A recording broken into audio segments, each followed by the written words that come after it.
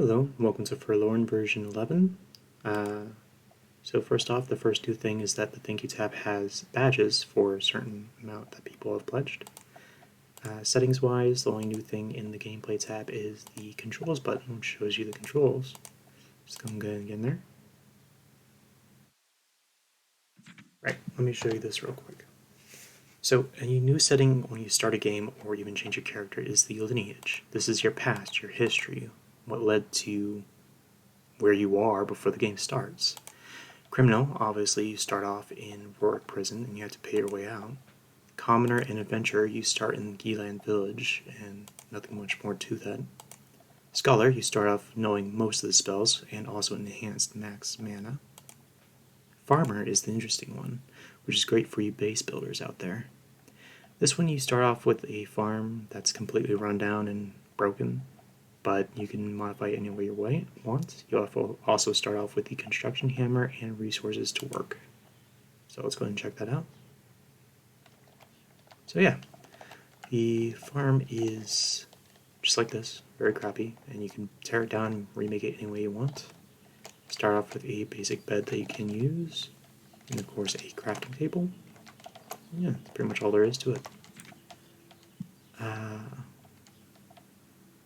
And all of this is added to your registry, so you can easily just deconstruct stuff you don't want to see or have. So if you don't like the walls, if you don't like this farm, just break it down, remake it any way you want. The construction menu has been updated. The UI is significantly better looking, and a lot more has been added. For example, walls have a new wall, which is this 3x3 wooden wall. Floors, you have various floors to choose from. Light is obviously a candle for the second candle. Interactables is where it gets interesting. You can actually craft your own crafting table, and of course you can deconstruct it as well. You can even craft a warp pedestal, which you can use to get to any places you've found before, but you can't get to where you've put the warp pedestal down yet. Still gotta figure that out, because it's being a bit of a pain in the ass. Otherwise, there's the bunk bed, which is just useful for sleeping, and the monster spawner, which is a Hellion gem on a stick, essentially. And as the name implies, it will spawn monsters. Spawn monsters anywhere from 5 seconds to 5 minutes, so do keep that in mind. What else is there? Decorations, just run-of-the-mill decorations. I can't show you the last one because the last one is the start of the farming system, and the first plant in there is very naughty. So, yeah. So we can go to some place we can see the new items better. Pop in here real quick. And yeah. So one of the new items is the Nepenthes seed bag. Nepenthes phallica seed bag, which will allow you to plant plants through the construction menu. And the other new item is the diamond, which is the only legendary item in the game, which is just something to sell.